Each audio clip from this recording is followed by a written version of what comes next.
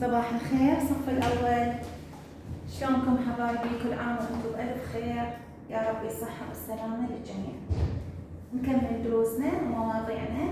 درسنا اليوم نكمله هو موضوعنا الضوء والصوت. موضوع اليوم هو الضوء والصوت. نفتح كلنا صفحة 153 ونشوف فقرة استكشف. نحتاج بهاي الفقرة إلى صندوق كرتوني، والمصباح ونموذج للعبة صغيرة. راح نجرب المصباح نثقبه وندخل اللعبة داخل الصندوق. ندخل اللعبة داخل الصندوق ونثقب الصندوق. نحاول انه نشاهد شنو موجود داخل الصندوق. خلينا اللعبة داخل الصندوق وثقبناها، نحاول نشوف من الثقب انه شنو موجود داخل الصندوق. اكيد ما راح نقدر نشوف لانه الصندوق مغلق بفتحة صغيرة. نفتح فتحة ثانية بالصندوق ونحاول انه نحط، او زميلي يساعدني بانه اضع المصباح فوق الثقب لأشاهد داخل واشاهد من الثقب الثاني ما يوجد بداخل الصندوق. بهالحالة راح اقدر اشوف السيارة او اللعبة الموجودة داخل الصندوق. استنتج انه الضوء هو شكل من اشكال الطاقة. لولا الضوء لا استطيع مشاهدة الاشياء. في المرة الأولى لم نستطع مشاهدة اللعبة داخل الصندوق، لكن في المرة الثانية عندما سلطنا المصباح الكهربائي استطعنا أن نشاهد اللعبة داخل الصندوق. إذن موضوع اليوم هو الضوء. موضوع اليوم هو الضوء. نقلب الصفحة إلى صفحة 154. نشوف دائما من ندخل الغرفة ليلا بدون أن أفتح المصباح أو الإضاءة لا أستطيع مشاهدة أي شيء في الغرفة. أيضا سائق السيارة لا يستطيع السير بمركبته ليلا إذا لا يوجد إنارة في الشارع أو لا يوجد إنارة السيارة أو لم يفتح إنارة السيارة. ليش؟ لعدم وجود الضوء. إذا الضوء هو شنو؟ الضوء هو شكل من أشكال الطاقة يمكنني من رؤية الأشياء. الضوء هو شكل من أشكال الطاقة يمكنني من رؤية الأشياء. لولا الضوء لا أستطيع رؤية أي شيء. لولا الضوء لا أستطيع رؤية الأشياء. إذن الضوء هو مصدر أو هو شكل من أشكال الطاقة يمكنني من رؤية الأشياء. الشمس هي المصدر الرئيسي للضوء. الشمس بالنهار هي المصدر الرئيسي للضوء على وجه الأرض. المصدر الرئيسي للضوء هي الشمس، وبواسطة ضوء الشمس نستطيع رؤية الأشياء. أيضا النجوم أيضا تعتبر مصدر للضوء ليلا. تعتبر النجوم مصدر للضوء ليلا. إذن الإضاءة، بدون الإضاءة لا أستطيع رؤية الأشياء. الشمس هي المصدر الرئيسي للضوء، والضوء هو شكل من أشكال الطاقة يمكنني من مشاهدة ورؤية الأشياء. ننتقل إلى الصوت. ما هو الصوت؟ الصوت ممكن أن أسمع أصوات زملائي في المدرسة، صوت معلمتي بالمدرسة، صوت السيارات، التلفاز، الجرس. لكن هل أستطيع مشاهدة الصوت؟ لا. إذن الصوت هو مجرد شيء أسمعه ولا أشاهده.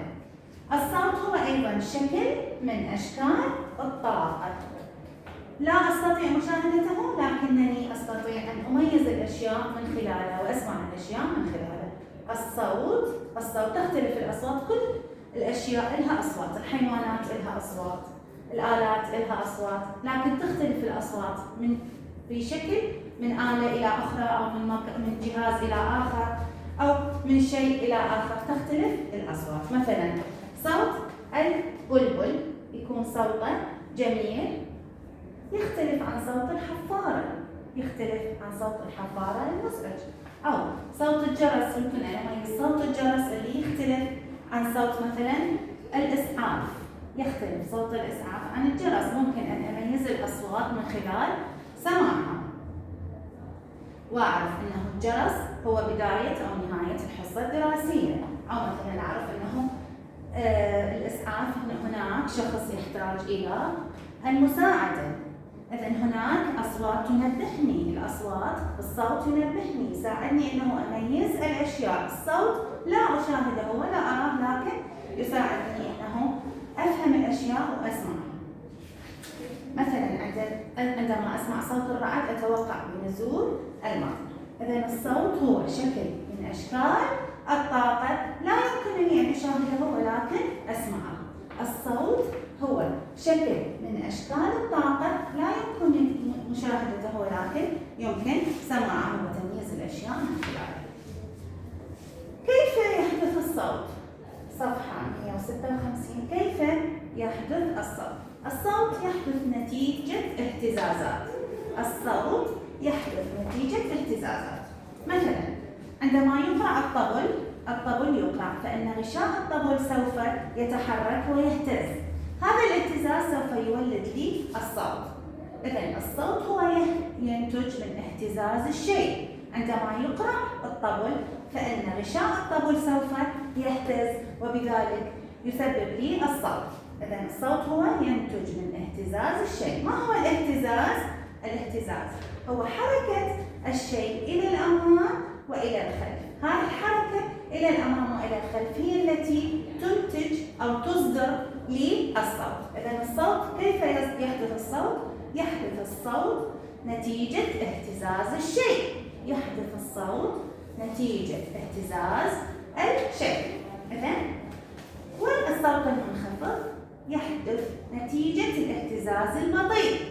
عندما أسمع صوت منخفض فإنه ناتج من اهتزاز بطيء، لكن عندما أسمع صوت عالي مثل هنا، هذه الأصوات العالية تنتج من الاهتزاز السريع. الأصوات العالية تنتج من الاهتزاز السريع، والأصوات الباطئة المنخفضة تنتج من الاهتزاز البطيء.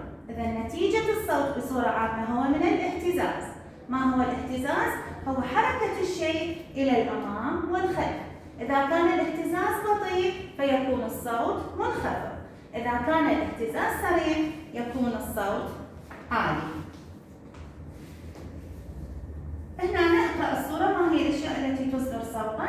اللي تصدر صوتا طبعا الراديو يصدر صوتا، العود وأيضا الطبل. هنا الضوء لا يصدر صوتا.